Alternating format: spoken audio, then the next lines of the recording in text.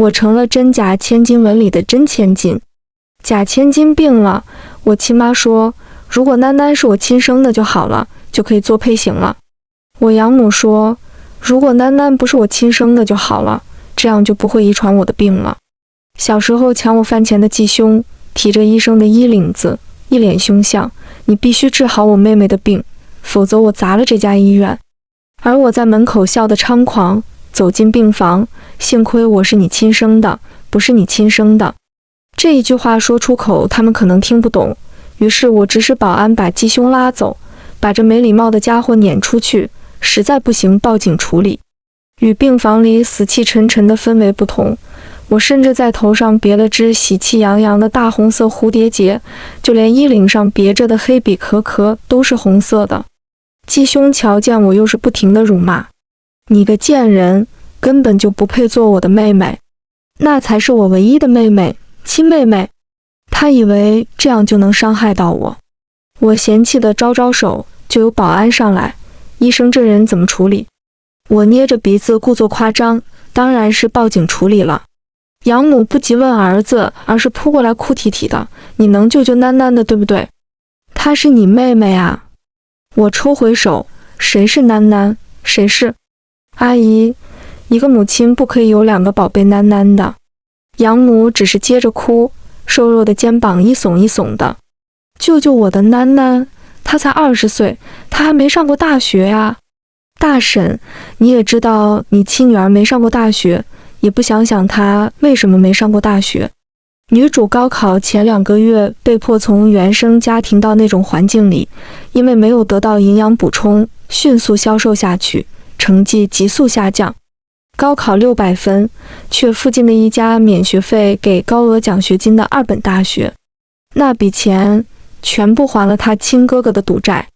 我亲哥愠怒地看着我，你是白眼狼吗？阿妹都这样了，你还无动于衷。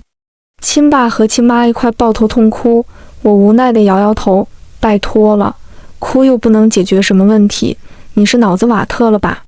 我的小男主，是的，我的亲哥哥，小白花假千金的真命天子。知道小白花不是自己的亲妹妹后，一发不可收拾地爱上了她，对我这个亲妹妹从来都是不假辞色，仿佛我们是有着什么血海深仇的仇人一样。傻逼，真是大傻逼哥哥。我默然一笑，他这种病没有合适的配型，就只能吃药治疗。不过治标不治本，毕竟是家族性遗传病，运气好的话活个20-30年，运气不好的话3-5年吧。多陪陪爸妈吧，最后活够本就行了。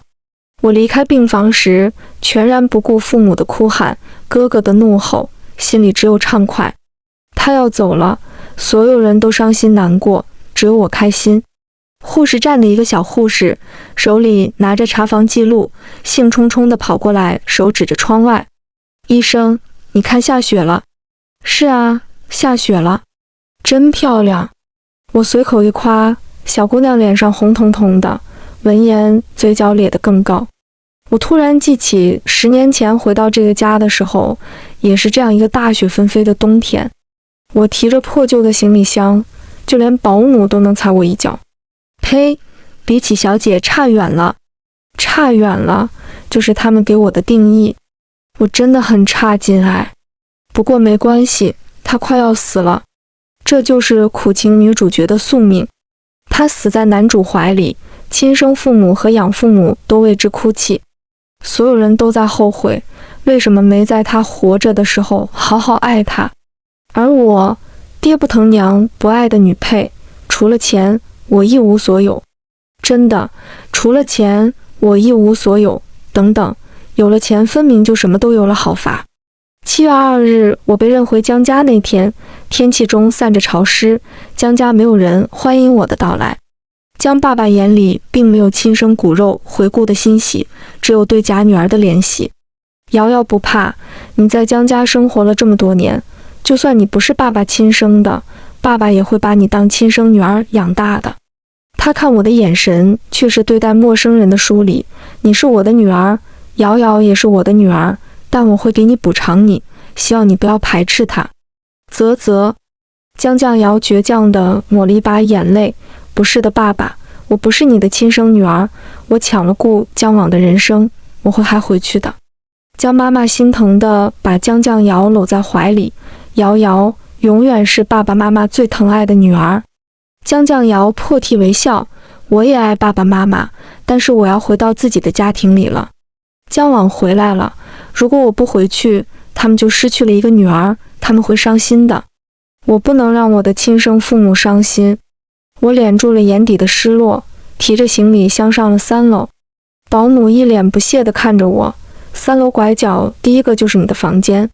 江爸爸、江妈妈的房间在2楼，江之秋的房间也在2楼，以前江绛瑶的房间也在2楼，3楼是储物室和住家保姆的房间。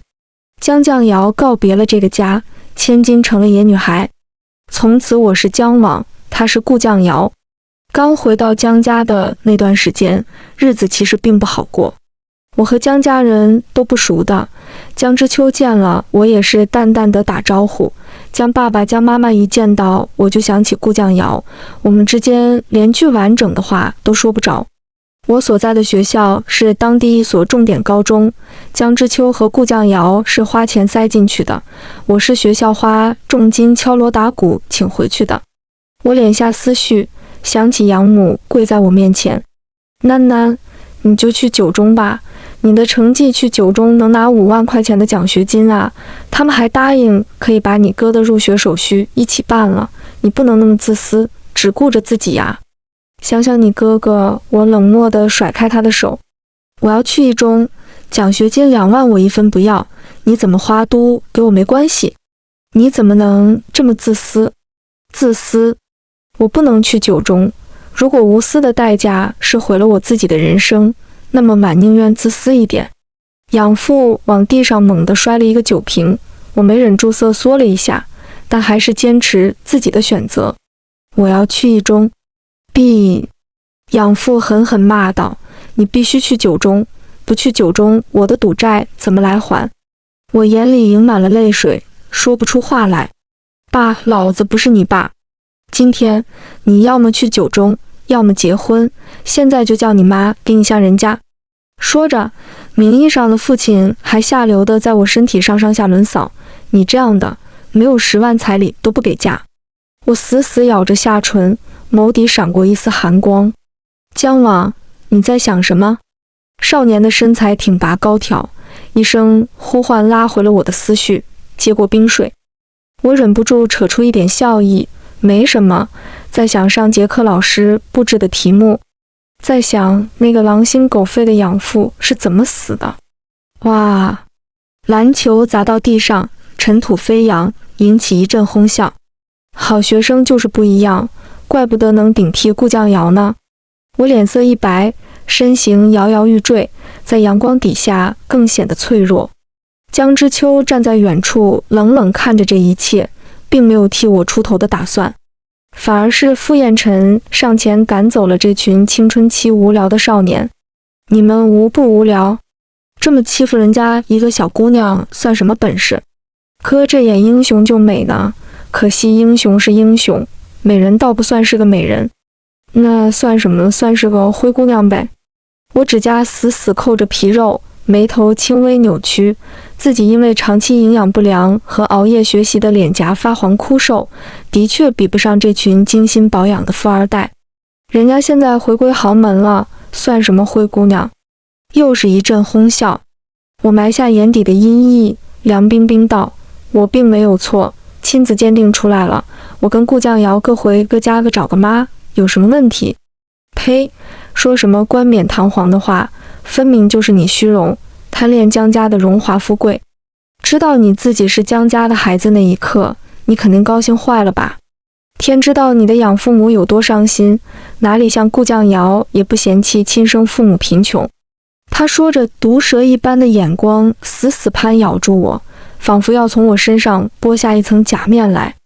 我就是江家的孩子，说什么贪恋不贪恋的，如果我拿回自己的东西，那都叫过分。那什么叫无私？什么叫无私？至于那个酗酒赌博的养父，早就死在我的设计之下，就连尸首都不能得以保全。我不知道什么叫无私，但我知道傅彦辰把我拉出这段黑暗的日子，是我一生中为数不多的快乐日子。我们在海边相拥，与夕阳为伴，心跳声与浪花交织，雨点戳破我粉红泡泡的美梦。7月9日过了很久，一中的那段日子依旧是我的噩梦。或许是害怕影响，我在江家只待了半个月，江家就举家搬迁美国。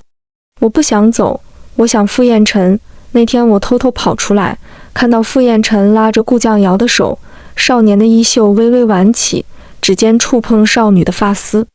他说：“江往跟着江伯父一家出国了，你放心，我会保护你的。”顾绛瑶垂着头，我看不清他眼里的神色。他哪里是我的英雄啊？他分明是顾绛瑶的齐天大圣。我回了江家别墅，江爸爸一脸责备地看着我：“这种日子你乱跑什么呀？”江妈妈不说话，眼神里略带些责备，仿佛在说：“如果是瑶瑶，就不会像你这样不懂事。”江之秋双手插兜，眼尾下拉，微微带着些嘲讽。这就是我费尽心思想要得到的亲情。原来亲生父母和养父母没什么多大的区别。噩梦般的18年随着我的独立而结束。而如今，顾绛瑶的病就像一把无形的大手，一步一步把我拉回曾经那个奋力逃离的深渊。父母的电话信息不断轰炸着我的手机。我不耐烦道：“怎么了？”养母嗫嚅道：“小往，你能不能来一趟医院？我今天休假。”我按了按突突跳的眉心，总感觉有什么不好的事情要发生。“你来一趟医院吧，小往。”养母的声音被取代，江爸爸严肃认真：“小往，是特别重要的事情，你赶紧收拾收拾，来一趟医院。”我撇了撇嘴，在他们眼里，只要是和顾绛瑶有关的，都是特别重要的事情。而我呢，谁在意我15个小时连轴转做了3场手术，才让主任给了我休假1天的待遇。我把手机关机，音响放了一段舒缓的音乐，好不容易睡着。醒来已经是下午3点多，门铃响了。我烦躁地抓了一把头发，却在看到门外那抹身影的时候愣住了。傅彦辰。我猛地拉开门，眼前的男人白衬衫利落地扎进笔挺的西装裤里，目光交错间，他唇角微弯，却有种比寒冬腊月更凉薄几分的锋锐。我的欢喜被卡在嗓子里，说不出话。“你来做什么？”我冷冷道。傅彦辰说：“我来接你去医院。”我愣了好半天，才找回自己的声音：“我今天休假，不用去医院。”傅彦辰眉毛高挑：“瑶瑶还在医院躺着，你在家休息能舒坦吗？”说着，他不耐烦地扯了扯领带：“江伯父的电话你也不接，只能我亲自来接你了，别磨蹭，赶紧走。”我呼了口气，转身就拎起包：“走就走，反正要死的人不是我。”傅彦辰声线低沉：“你去求求陈大师，救救瑶瑶。”我掏了掏耳朵：“你说什么？”“陈大师说不定能救瑶瑶一命，你们毕竟姐妹一场。陈大师是我们这一行有名的医师，倘若顾绛瑶的病早发现一点，说不定就有救了。”我气乐了：“傅彦辰，你知不知道我当初跟陈大师闹得有多僵？你想让我拉下脸去求他救顾绛瑶？”“江王。”傅彦辰低吼道：“是你的面子重要，还是瑶瑶的命重要？”“当然是我的面子重要。”我气势不输他：“你是真 TM 疯了？陈大师是那么好请的吗？再说了，顾绛瑶现在不死纯靠一口气吊着，说不准哪天就一口气喘不上来没了。他为什么一开始不治病，你心里没点数吗？因为当时你们在虐恋情深，顾绛瑶没钱治病，他为了赚钱去夜总会陪酒，还要被你羞辱。死男二。”病房里，江妈妈在陪着顾绛瑶过生日，或许这是她人生中的最后一个生日了。傅彦辰站在病房边，脚步踏出去了，却在目光碰上虚弱的顾绛瑶时，一瞬间动不了，红了眼眶。妈妈小心翼翼地把第一口蛋糕喂给顾酱瑶，她脸上带着一丝勉强的笑，面白如玉，轻轻张开樱桃小口，吞下一口奶油蛋糕。顾酱瑶见我来了，让江之秋给我上一块蛋糕。他还招呼傅彦辰过来，傅彦辰看都没看我一眼，越了过去。还是看在顾酱瑶的面子上，才勉为其难地将蛋糕递到我手上。吃吧。我佛了佛手，不必了。傅彦辰警告地看向我，姜网，你别不识好歹。顾酱瑶轻声替我说话，别这样，彦辰。小网不喜欢的话，不要勉强他。我垂下眼睫，开口道，我有乳糖不耐受，不能吃奶油蛋糕。傅彦辰温言软语道，姜网，我从来不记得你有什么乳糖不耐受，瑶瑶给你的，你就赶紧吃掉。我是这家医院的股东，你要是想保住这份工作，态度就好一些。江妈妈看着，结意扑动，一言不发。江之秋撇嘴道，就是矫情什么呀？顾酱瑶蹙眉道，哥哥。哥哥？那是谁的哥哥？我自嘲地扯了扯嘴角，转身就要走。空气寂静了一瞬，江妈妈出来打圆场，小网，你哥跟你开玩笑呢。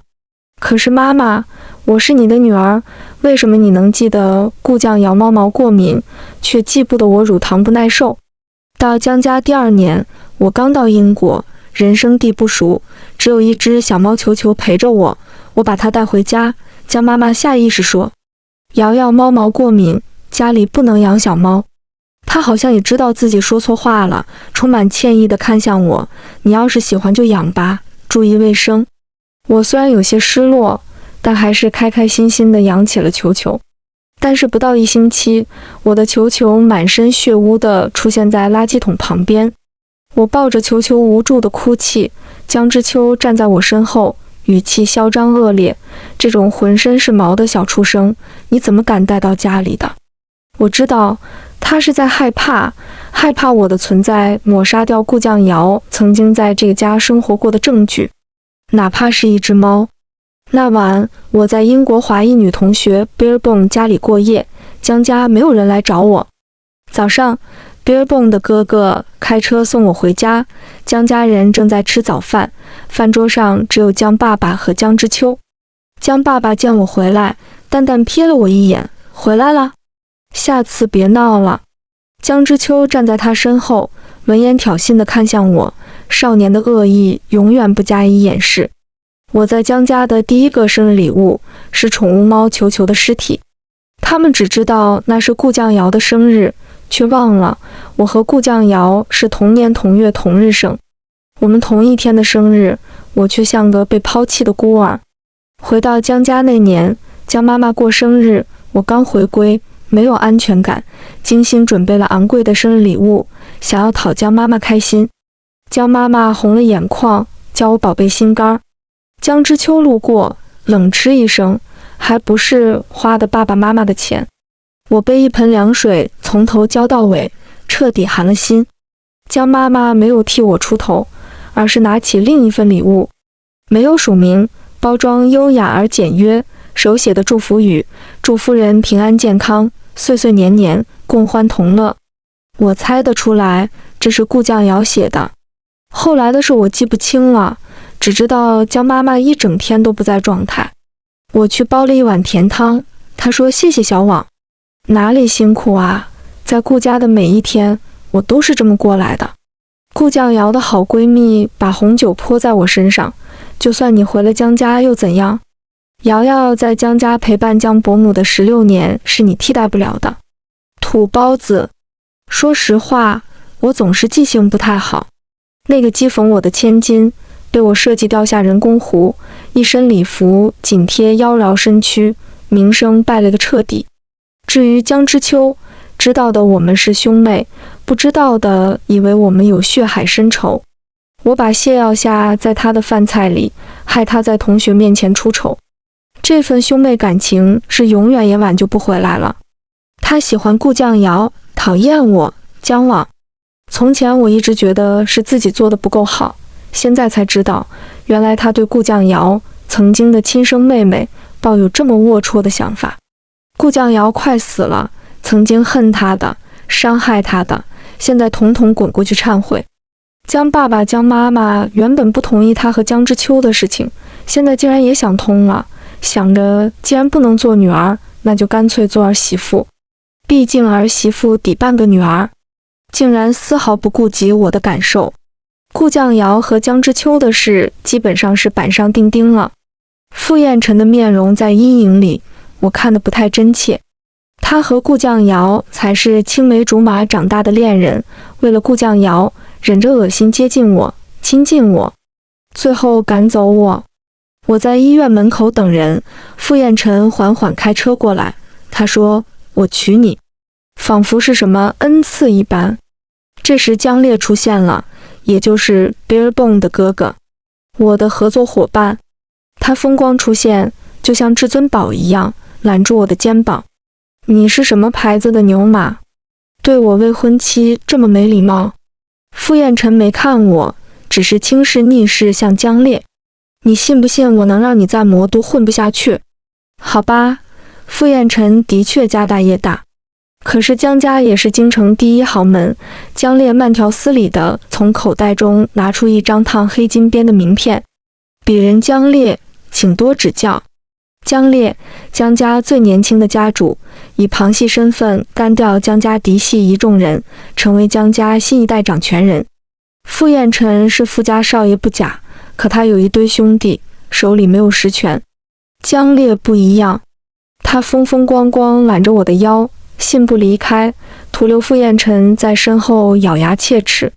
江王，你别后悔。后来 Bearbone 笑嘻嘻地问我，嫂子，错过年少的白月光，你后悔吗？什么白月光？这得是黑月光还差不多。我睨了这丫头一眼，错过不值得的人，我是幸运的。我错过了不值得的人，江之秋却不一定。月初江妈妈有事去不了医院，叫我在医院的时候多往住院部跑跑，看热闹的事儿嘛，我当然是不介意的。江之秋现在爱顾酱瑶爱得不能自拔，可他当初在英国有个女朋友，他回国的时候我没听说他提分手。由于离得远，我没听清那个女人说了什么，只听到最后一句歇斯底里吼叫：江之秋，你畜生！顾酱瑶身形摇摇欲坠，直接倒下，不省人事。挖槽，这热闹看不下去了。江之秋直接一把推倒的女人，要过去扶顾酱瑶，我也没忍住上前。再怎么说，顾酱瑶也是我未来嫂子，面子上还是要过去的。女人被推倒在地上，愣愣地盯着江之秋，眼睛里流出一行清泪，瞬间被悲伤笼罩。我惊呼一声 Lucia。 Lucia 就是江之秋的前女友。之所以这么说，是因为江之秋怒视着我，还不停地拉着顾酱瑶的手解释，我跟他早就分手了，谁知道分手半年多，他还死皮赖脸地来中国找我。我抿唇不说话。Lucia 是纯血白人，我和江之秋的大学同学，也不是玩不开的性格，实在不像死缠烂打的那种人。我观察到 Lucia 在争执时会不由自主地捂着肚子，心里不由得冒出一个大胆的想法，莫非她怀孕了？而她接下来的话也验证了我的猜想。 Call Clive， 我怀孕了，你得负责。我懵了，江之秋懵了，顾酱瑶懵了，刚刚收到信息就赶过来的江妈妈也懵了。 Call Clive 是江之秋的英文名，他直接撅过去了。顾酱瑶被吓得不知所措，我也懵了，怎么好端端的就变成家庭伦理大戏了？ Lucia 的表情不太好，在病房中间趾高气扬的，她抚着肚子。 Call Clive， 你得负责。江之秋脸色铁青，你知道这孩子是不是我的种？ Lucia 冷笑一声，这个孩子不大不小，正好4个月了，你敢说4个月前你没有跟我做？ Lucia 说话很大胆。江之秋怒喝一声，够了。顾酱瑶胸口剧烈起伏，急速喘息着，双手紧紧捏着床单，失望的眼神紧紧凝视江之秋。江之秋愤怒道，我回国已经有半年多，你凭什么说这个孩子是我的？顾酱瑶脸色终于好看一点。Lucia 中文不太好说话，还带着一些口音语气，却不骄不躁。Calclef， 俗话说得好，一日夫妻百日恩，在你眼里我就是这种人吗？我可以做羊水穿刺，以此来证明这个孩子的血缘。我好心提醒江之秋哥，我记得3个月前你出差去了一趟法国，对吧？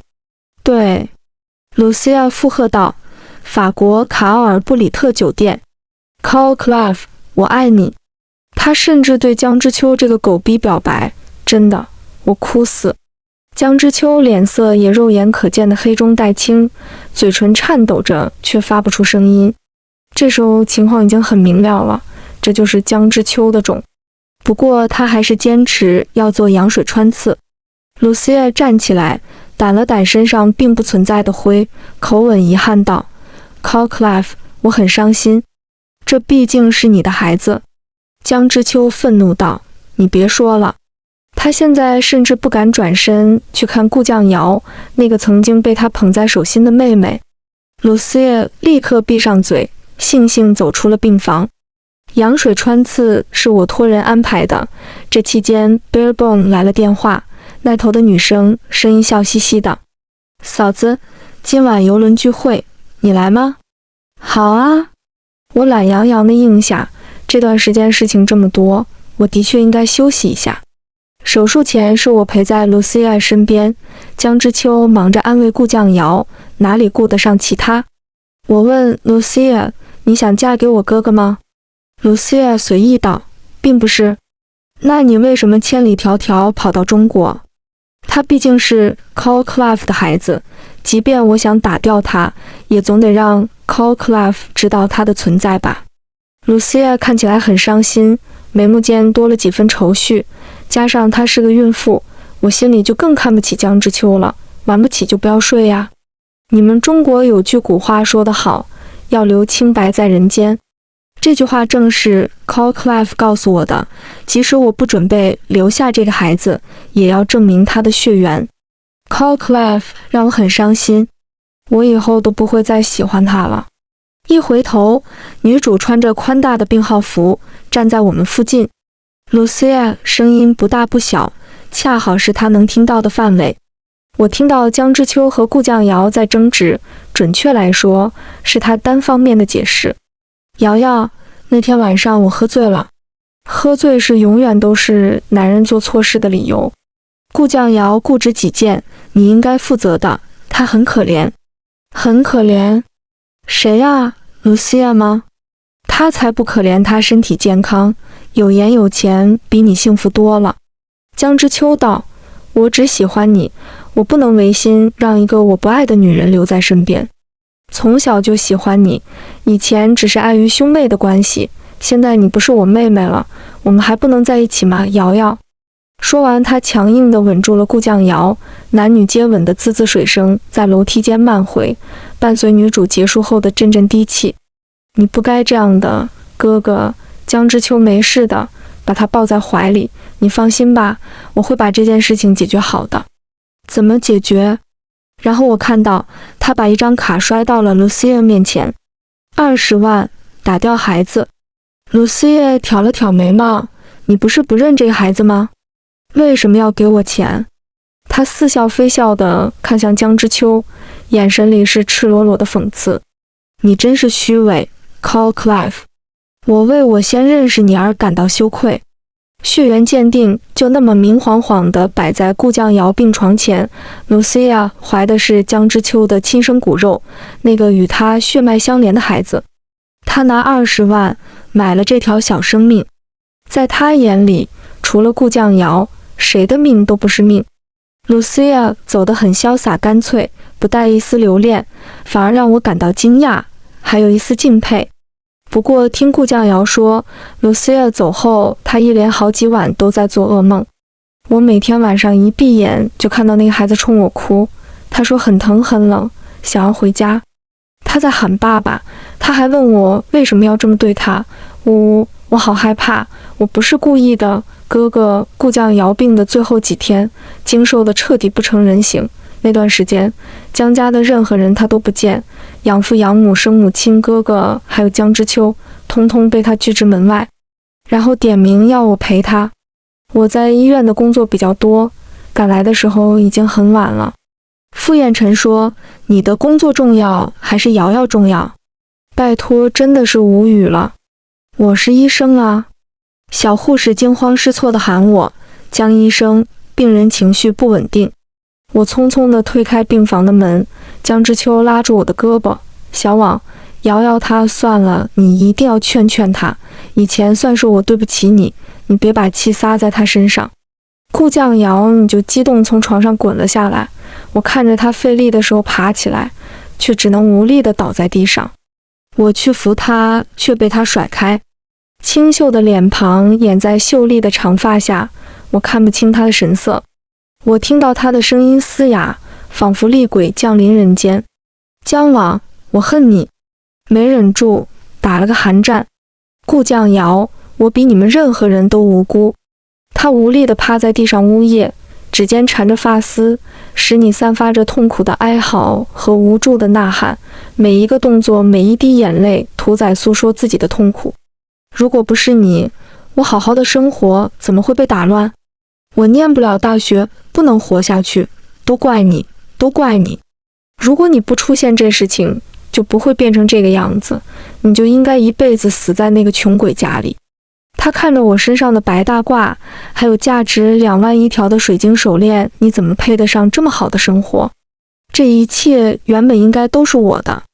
我嘲讽地勾了勾唇角，可是你不是能和江之秋光明正大的在一起了吗？那才是你梦寐以求的吧？这有什么用？这是我拿命换来的，可惜了，有命赚没命花，是吧？顾酱瑶死死瞪着我。啪嗒，是病床前瓷花瓶摔裂的声音。江之秋没忍住推开病房，正好是顾酱瑶那句凄厉的嚎叫：“江网，我恨你，我恨你！”说完他就昏了过去，手指死死地指着我的位置，半晌才放下去。江之秋崩溃地趴在他脖颈处哭：“瑶瑶，瑶瑶！”然后愤怒地起身就要来打我。江网，瑶瑶做错了什么？你心肠怎么这么恶毒？他说着抡起巴掌就要砸向我，我下意识退了一步，闭上眼睛，想象中的疼痛并没有落下。一睁眼，是江烈，他挡在我身前，替我遮风挡雨。你怎么来了？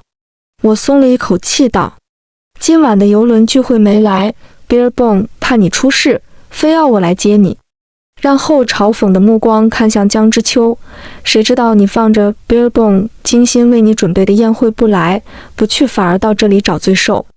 我老脸一红，捏住他的衣角小声道：“ Beerbone 没跟我说。”江烈挑眉看向我，我以为就是个普通的宴会，推掉也没关系，不知道大家都在等我，好吧。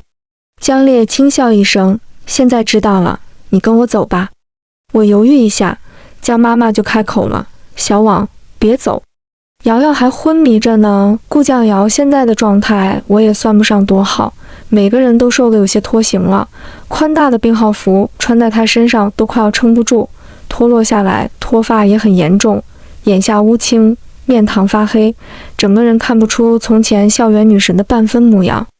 你解释一下吧，小网。瑶瑶她已经活不了几天了，咱们一家人不知道有这么多隔阂。”江妈妈在江爸爸怀里抽抽噎噎地落泪。我冷眼看着他们，即使没有今天顾酱瑶演的这一出，我们一家人的隔阂也不会消失。毕竟有些关系从我第一天到江家就已经定下来了。他们舍不得顾酱瑶，我就注定只能是牺牲品。命运一开始就定好了。游轮上 Beerbone 已经精心打扮好等着我们了。哎呀，嫂子，这么重要的日子你怎么还穿这身啊？走，我带你去换一套礼服。算了吧，我对这些不感兴趣。再说了，今天你主场，我抢什么风头？ Beerbone 嘻嘻一笑：“你是我嫂子呀，算什么抢风头？走吗？”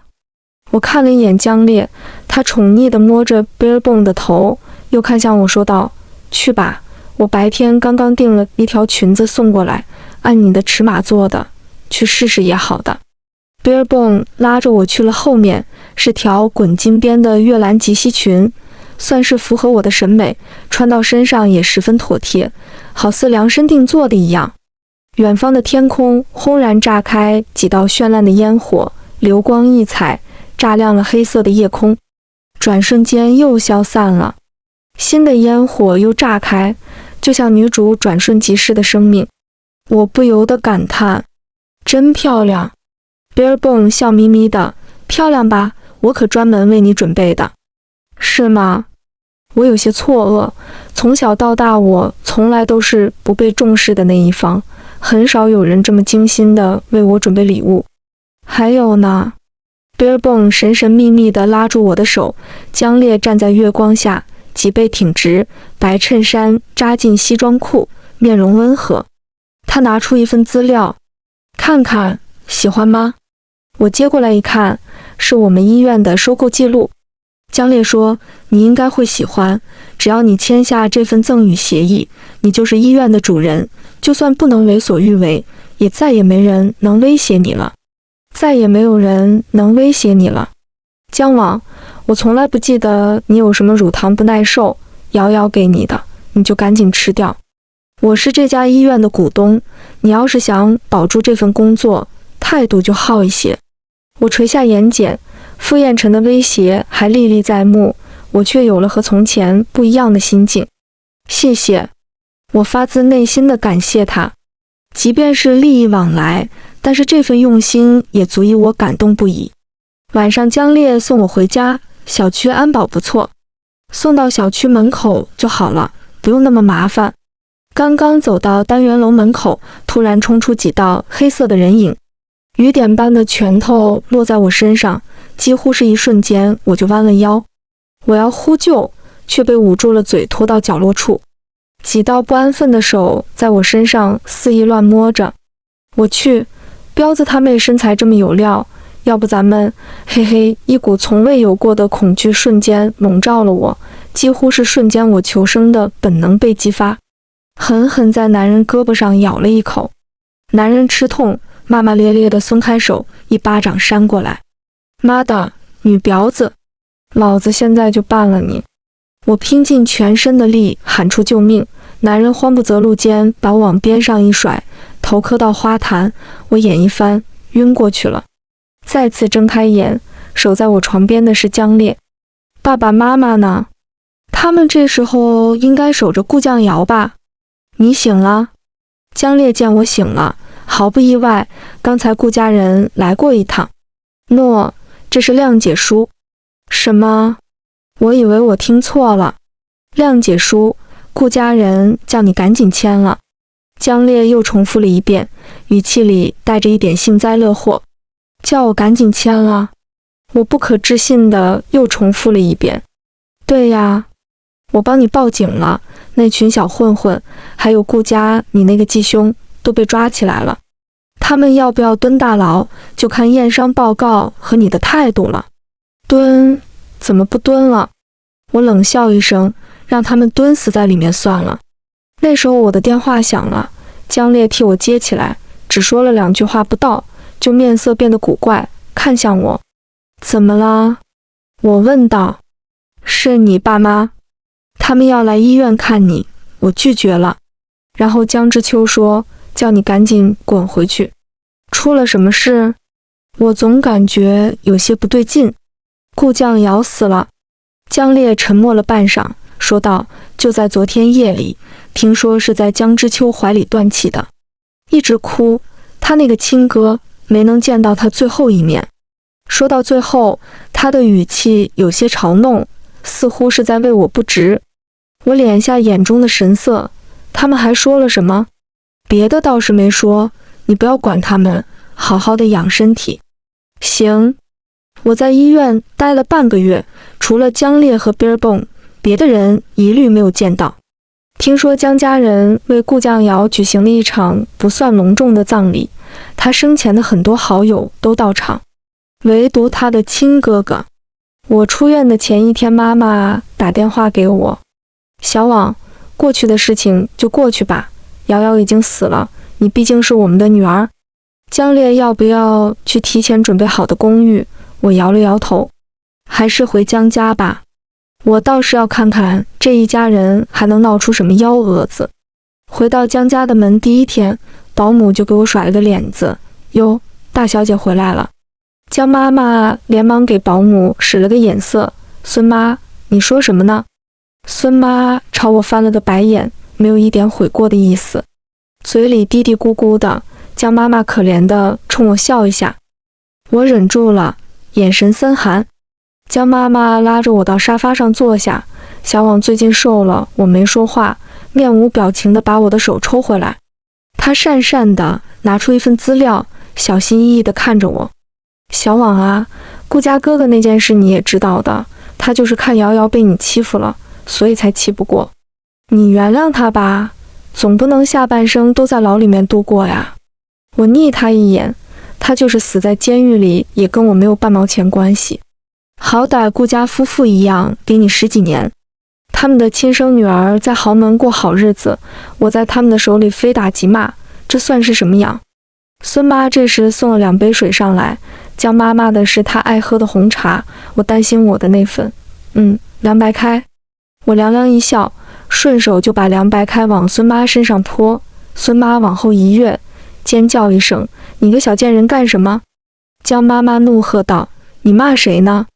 孙妈这才意识到不妥，委委屈屈地看着江妈妈道，夫人，是她先泼我水的。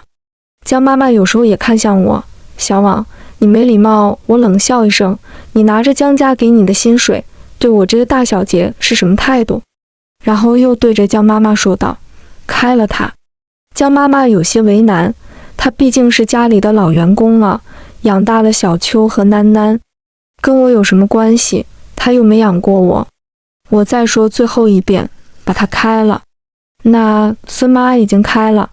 江妈妈小心翼翼地看着我，你能把谅解书签了吗？不能。我玩味地看着她，我就是要那个畜生死在牢里，你准备怎能办？这个小网，你不能这么心狠。不，我不仅能，我还会更狠，你看着办吧。顾江瑶死后，江之秋一直浑浑噩噩，不成人形，很快就被股东大会踢出，我替代了他的位置。30岁生日那天，江烈向我求婚了。我眨着眼睛看向他，这个一开始的合作伙伴，如果作为一个婚姻对象的话，好像也不错。刚到英国那天，一下飞机我就见到了江烈，第一次出国，心里既有期待又害怕。江家人没人在乎我，不过是去买了杯咖啡，一回头偌大的机场就只剩下我一个人。一回头，咖啡和江烈撞了个满怀。少年江烈拉着我的手去了广播室，喂，江网的爸妈，你们再不来接小孩，小爷就把他带回家抵债了。成年江烈走出民政局，按着我的头，往前走啊，想什么呢你？